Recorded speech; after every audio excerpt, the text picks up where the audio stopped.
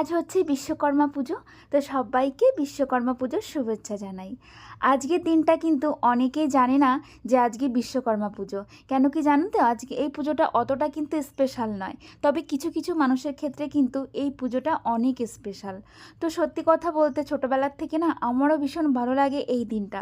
কেন কি আমাদের যে গ্রাম ছিল, ওই গ্রামে কিন্তু এই দিনটা খুব ভালোভাবে পালন করা হতো। আর কি বলো তো, কেন পালন করা হতো? কেন কি সবাই তো জমি জায়গা ছিল আমাদের গ্রামে।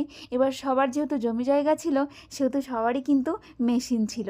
তো সেটাই কিন্তু সবাই পুজো করতো, আর আমরাও করতাম। আমাদের না দুটো মেশিন ছিল, একটা বড় মেশিন, একটা ছোট মেশিন। তো প্রত্যেকটা বছরই বাবা ওই মেশিনগুলো না এই দিনটাতে ধুতো, মানে খুব পরিষ্কার করে সুন্দর করে সার্ফ দিয়ে পরিষ্কার করে সেগুলোকে স্নান করাতো আর কি। আর তারপরে আমি সেগুলোকে পুজো দিতাম। সন্দেশ নিয়ে এসে ধূপকাঠি জ্বালিয়ে, প্রদীপ জ্বালিয়ে, ফুল দিয়ে খুব সুন্দর করে কিন্তু পুজো দিতাম। ও তারপরে কিন্তু তেল দিতে হতো, সিঁদুর দিতে হতো। ভীষণ ভালো লাগতো আজকের দিনটা আমার কাছে, জানো তো। আর যখন থেকে আমি একটু বুঝতে শিখেছি, বড় হয়েছি, তখন থেকে কিন্তু এই দিনটার পুজো কিন্তু আমিই করি। আর আগে মা করতো, তবে আমি যখন থেকে বুঝতে শিখেছি তখন থেকে কিন্তু বাবার সঙ্গে এই পুজোটা আমিই করতাম। তো সেই জন্যই সকাল থেকে কিন্তু আজকে আমার ভীষণ মন খারাপ। তোমরা তো দেখতেই পেলে আমার মুখটা কিন্তু সকালবেলায় কিন্তু একটু কালো কালোই ছিল, বলো। তো সত্যি কথা না, সকালে মানে ভীষণ কালকে রাতের থেকেই ভীষণ পরিমাণে বাবাকে মনে পড়ছিল। আর কি বলবো তোমাদেরকে, মানে এতটা মনে পড়ছিল, মানে এতদিনে বাবাকে এতটা আমাকে মনে পড়েনি আমার। তবে আজকে আমার ভীষণ মনে পড়ছে, কিন্তু কাউকে আমি বলতেও পারছি না এই কথাটা। এমনকি হাজব্যান্ডকেও কিন্তু বলতে পারছিলাম না যে আমার এতটা কষ্ট হচ্ছিল বাবার জন্য, আর বাবাকে এতটা মনে পড়ছিল। তো যাই হোক, সেই জন্য কিন্তু আমি উঠেছি অনেকটাই সকালে, তবে কাজকর্ম কিন্তু কিছুই করতে ইচ্ছা করছিল না। যেহেতু আজকে পুজোর দিন, সেজন্য কিন্তু আমি অনেকটাই সকালে উঠেছিলাম, তবে ওই যে কাজকর্ম কিন্তু আমার একদমই করতে ইচ্ছা করছিল না। তো তাও করতেই হবে, পুজোর দিন বলে কথা। তো এখানে তো আর গোবর নেই, আমাদের ওদিকে কিন্তু সবাই এই দিনটাতে কিন্তু উঠোন ল্যাপে। শুধু বিশ্বকর্মা পুজো বলে না, আমাদের ওখানে কিন্তু প্রত্যেকটা পুজোতেই সবাই উঠোন ল্যাপে। তবে এখানে আমি গোবর কোথায় পাবো? আর যে পরিমাণে বৃষ্টি হচ্ছে, এতে করে কিন্তু ল্যাপাও যেত না। তবে আমাদের ওদিকে যতই বৃষ্টি হোক, যাই হোক, তবুও কিন্তু সবাই লেপবে, জানো তো। আর যদি নাও লেপতে পারে, তাও ভোরবেলা উঠে কিন্তু সবাই গোবর ঝরা দেবে, যতই বৃষ্টি হোক। তো যাই হোক, যেটা বলছিলাম তোমাদেরকে, তো সকাল সকালে উঠে ঘরটাকে কিন্তু আগে ঝাড় দিয়ে নিয়েছিলাম, তারপরে বসে বসে গরম জল খেয়ে নিলাম।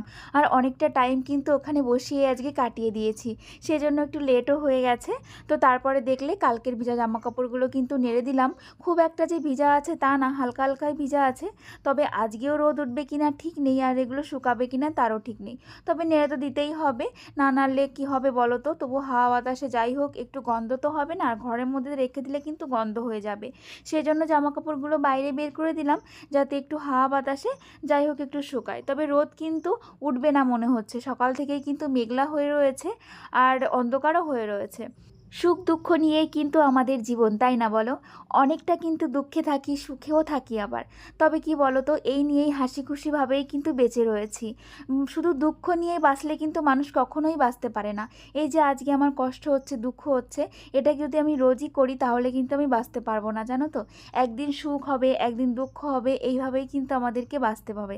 এই যে যেমন আলোর পরেই কিন্তু অন্ধকার, আবার অন্ধকারের পেছনেই কিন্তু আলো থাকে।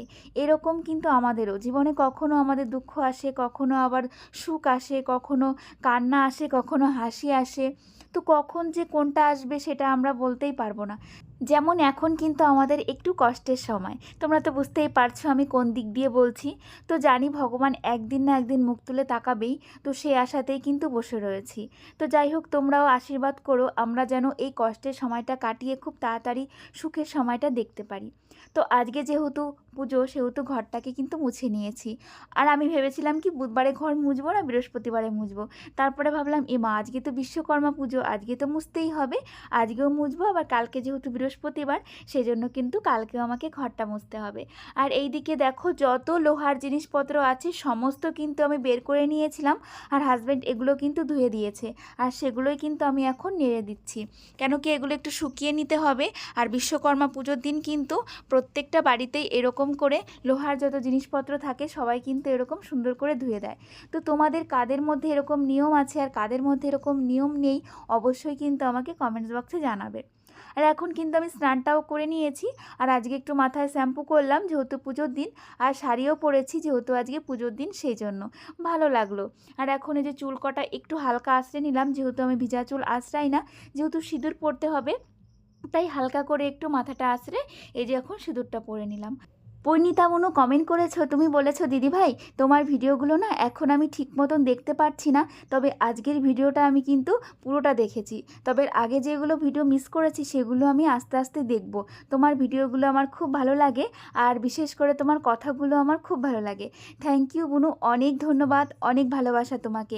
এইভাবে আমার পাশে থেকো, আর তুমি সময় করে অবশ্যই আমার ভিডিওগুলো দেখো। আর তুমি কেমন আছো অবশ্যই আমাকে জানিও।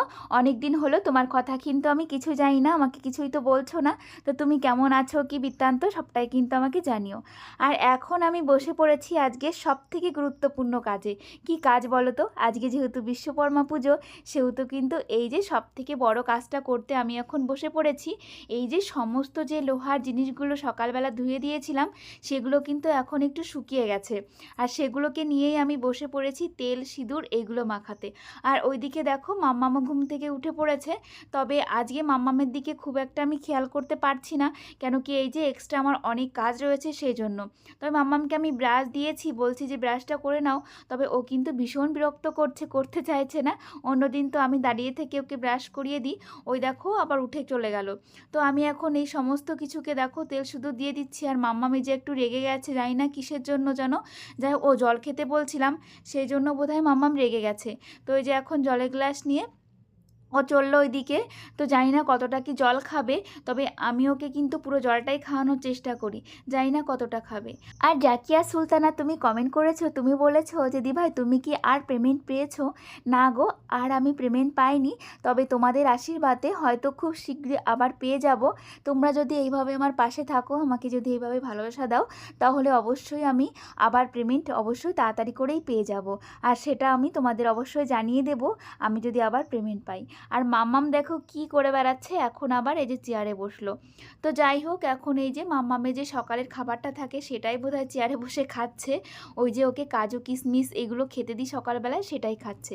আর আমি এই যে সমস্ত কিছুতে একটু প্রদীপ দেখিয়ে নিলাম, একটু ফুলও দিয়ে দিয়েছি, মানে পুজোর মতোই করলাম আর কি। আর এখন এই যে সাবা দিয়ে তারপরে আমার অন্য কাজে লেগে পড়লাম। আর এর মধ্যে দেখো শুরু হয়ে গেছে কি প্রচণ্ড পরিমাণে বৃষ্টি, তোমাদেরকে কি বলবো, মানে মুষলধারা বৃষ্টি যাকে বলে সেই রকম আর কি। বাইরেটা পুরো আমাদের মনে হয় কত যে জল হয়ে গেছিলো উঠোনে, তো কি বলবো দেখো এখনও হয়েই যাচ্ছে। আর এই বৃষ্টিটা কিন্তু অনেকক্ষণ ধরে শুরু হয়েছে, থামার নাম নেই। আজকে বোধহয় সারাদিনই এইভাবে বৃষ্টি হবে জানো তো। তো কি বলবো, আমাদের একটা মানে পুজোর নিমন্ত্রণও রয়েছে জানো তো, বিশ্বকর্মা পুজোর। বেশি দূর না, এই কয়েকটা বাড়ির ওইদিকে আমাদের একটা পুজোর নিমন্ত্রণও রয়েছে। তো খিচুড়ি দেওয়া, তো দুপুরে সেই নিমন্ত্রণটা রয়েছে, সেই জন্য ভাবলাম দুপুরে আর কোনো রান্নাবান্না নেই, তাহলে এখন এই যে এই কাজগুলো করে ফেলি। এই যে সেদিনকে যে জামা কাপড় নিয়ে এসেছিলাম সেইগুলো তো আর আলমারিতে ভরা হয়নি, তো এখন ভাবলাম এগুলো তুলে রাখি, যেহেতু বাইরে থাকলে আবার মানে কেমন একটা দেখায়, তাই না বলো, বাইরে এরকম সমস্ত কিছু যদি থাকে। রনি দাস আইডি থেকে একজন কমেন্ট করেছো, আমি তো বুঝতে পারছি না যে তুমি ছেলে না মেয়ে, তাই বুনু বলবো না ভাই বলবো আমি কিন্তু বুঝতে পারছি না। আর তুমি বলেছো দিভাই তুমি সবার নাম নাও, আমার নামটা কেন নাও না? এবার আমি তো তোমার নাম জানি না, এবার রনি দাস লেখা রয়েছে, আমি বুঝতেও পারছি না তুমি ছেলে না মেয়ে। তুমি অবশ্যই তোমার নামটা আমাকে জানাবে, আর অবশ্যই তোমার নামটা আমি নেব, ঠিক আছে বুনু? আর এখন আমি কি করছি বলো তো, দেখো এই যে ওয়ার্ড্রপটা রয়েছে, এখানে এই যে মাম্মাম রং পেন্সিল দিয়ে কেমনভাবে দাগ দিয়ে রেখেছে, এটা পরশুদিন দাগিয়েছে জানো তো, কালকে আমি সময় পাইনি এটা তোলার জন্য। আর এই দেখো এখন এটাকে ঘষে ঘষে আমাকে তুলতে হচ্ছে, অনেকটাই কষ্ট হচ্ছে তুলতে আমার, মানে উঠতেই চাইছিল না, তবে অনেকক্ষণ ঘষতে ঘষতে তারপরে কিন্তু এগুলো উঠেছে জানো তো। তো সত্যি কথা থাকলে বাচ্চারা যদি বাইরে থাকে না এত আকাজ করে সত্যি, মানে কি বলবো দেখো। আর এর আগে এই ওয়ার্ড্রপের উপরে দিয়েছিল নেল পালিশ, দেখো এই দিকটায় সেই দাগটা এখনও রয়ে গেছে, আমি তুলেছিলাম অনেক কষ্ট করে কিছুটা, তবে এই যে এখনও কিন্তু দাগটা ওই পাশে রয়ে গেছে। তো সেগুলো আর তুলতেই পারিনি, অনেক কষ্ট করে তুলেছিলাম, খুব লাগিয়েছিল, অনেক লাগিয়ে ফেলেছিল, তো সেখান থেকে অল্প কিছু আমি তুলেছিলাম, আর এখনও কিন্তু লেগে রয়েছে। আর এই দেখো মাম্মাম আর ওর বাবা গেছিলো সেই পুজো বাড়িতে প্রসাদ নিয়ে আসতে, তবে এই যে ফল প্রসাদই দিয়েছে শুধু, তবে খিচুড়ি কিন্তু এখনও রান্না হয়নি।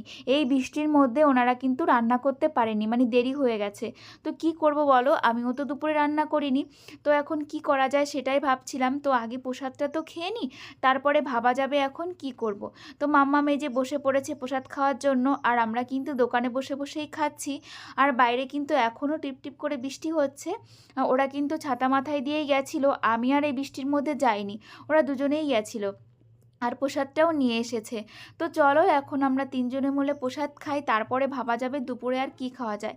এই প্রসাদ খেয়ে কিন্তু পেট ভরবে না। তো এখন কি করব ভেবে চিন্তে ভাবলাম, বিশ্বকর্মা পুজোর দিন কিন্তু লুচি খেতে হয়। ছোটোবেলায় কিন্তু মা প্রতিবার বিশ্বকর্মা পুজোর দিন লুচি বানাতো। সেই কথা ভেবেই তো ভাবলাম চলো তাহলে আমরাও একটু লুচি বানিয়ে ফেলি। তাই আটা দিয়ে এই যে আমি বানিয়ে ফেলছি লুচি। আর তোমাদের দেখে কি মনে হচ্ছে আমি আটা দিয়ে লুচি বানিয়েছি? দেখো কত সুন্দর ফুলছে। সত্যি কথা জানো, এর মধ্যে কিন্তু এক ফোঁটাও আমি ময়দা দিইনি। ময়দা খাওয়া তো অতটা ভালো নয়, তাই আমরা আটা দিয়েই লুচি বানাই। যদি আটা দিয়ে বানিয়ে যদি এত সুন্দর ফোলে আর এত সুন্দর লুচি হয়, তাহলে কেন শুধু শুধু ময়দা দিতে যাবো বলো তো? আর ময়দা খাওয়াটা তো শরীরের পক্ষে একদমই ভালো নয়। তাই সবসময় ময়দাটা কিন্তু আমি বাদ দেওয়ারই চেষ্টা করি। আর সত্যি কথা বলতে দেখো লুচিগুলো কিন্তু সত্যি খুব ফুলছে। আর আমি লুচি বানিয়েছি ফোলেনি এমন কোনো দিনও হয়নি। তোমরা কি দেখেছো বলো? যতদিন তোমাদের আমি লুচি বানানো দেখিয়েছি, কোনো দিন কিন্তু আমার লুচি মানে না ফুলে যায়নি। সত্যি কথা দেখো কত সুন্দর ফুলছে লুচিগুলো। তো যাই হোক, প্রত্যেকটা লুচি কিন্তু আমার এরকম ফুলেছিল। আর বেশি লুচি করিনি জানো তো, এখন কিন্তু অনেকটা বেলা হয়ে গেছে, তাই ভাবলাম অল্প করেই কটা লুচি বানিয়ে ফেলি। আর এখন কিন্তু সন্ধ্যা হয়ে গেছে, আজকে কিন্তু বৃষ্টি আর থামেনি, একইভাবে বৃষ্টি হয়ে যাচ্ছে। তো আমাদের কিন্তু সন্ধ্যার সময় যাওয়ার কথা ছিল ওই যে পুজো বাড়িতে, তবে এই বৃষ্টির মধ্যে কি করে যাব বলো তো? সেই জন্য আর যাওয়া হলো না, তাই শাড়িটাও আমি খুলে ফেললাম।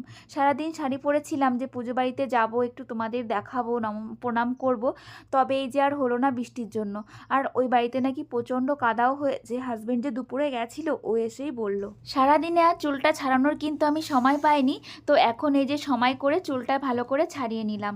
আর হাজব্যান্ড কিন্তু খিচুড়ি প্রসাদ ওই বাড়ি থেকে নিয়ে এসেছে রাতের জন্য, আমি আর গেলাম না কাদার ভয়ে জানো তো। এই দেখো এখানে এনেছে খিচুড়ি, তবে এই যে খিচুড়িটা এখনও খাওয়া হয়নি, পরেই খাবো ভাবছি, একবারে রাতেই খাবো, তাহলে রাতে আর কিছু খেতে হবে না। এই যে আগে থেকে এনে রেখে দিয়েছে সন্ধ্যার সময়। আর এইটাই রয়েছে হচ্ছে ঘ্যাট, তবে দেখে তো মনে হচ্ছে ভালোই হয়েছে। এই দেখো হচ্ছে ঘ্যাট, তবে খেয়ে দিয়ে তারপরে তোমাদেরকে বলবো কেমন হয়েছে। তো দুটো জিনিসই কিন্তু দেখতে ভালো হয়েছে। আর যে দিদি রান্না করেছে উনি কিন্তু ভালোই রান্না করে। তো চলো এখন এটাকে ঢেকে রেখে দিই, যখন রাতে খাবো তখনই একবারে থালায় ঢালবো। এখন যদি থালায় ঢেলে রাখি তাহলে কিন্তু ঠান্ডা হয়ে যাবে, আর এর মধ্যে থাকলে কিন্তু গরম গরম থাকবে, আর আমরা কিন্তু গরমই খেতে পারবো। তবে একটা প্রবলেম আছে, কি বলো তো, মাম্মাম কিন্তু এই ঝাল দেওয়া খিচুড়ি একদমই খেতে পারবে না। আমরা রান্না করলে হয়তো মাম্মাম খেতে পারে, কেন কি আমরা একটু কম করেই ঝাল দিই মাম্মামের জন্য। তবে ওনারা তার মাম্মামের জন্য কম ঝাল দেবে না, সেই জন্য দেখো সোনামায়ের জন্য আমি কিন্তু কটা ভাত বসিয়ে দিয়েছি, আর করে নেব আলু ভাজা। আলু ভাজা থাকলে কিন্তু মাম্মাম ভালো করে ভাত কটা খাবে, আর এমনি আলু সিদ্ধ দিলে কিন্তু অত ভালো খাবে না। সেই জন্য মাম্মামের জন্য একটু আলু ভাজাও করে নিলাম। তবে দেখেছো আজকে আমি রান্না করতে চাইনি, তবে আমার 3 বারই কিন্তু ফুল ফর্মে রান্না হয়ে গেল। এটাই হয় জানো তো। তো চলো তবে আজকের ভিডিওটা এখানেই শেষ করছি। তোমরা সবাই ভালো থেকো, আমরাও ভালো আছি। তোমাদের সবাইকে টাটা অ্যান্ড গুড নাইট।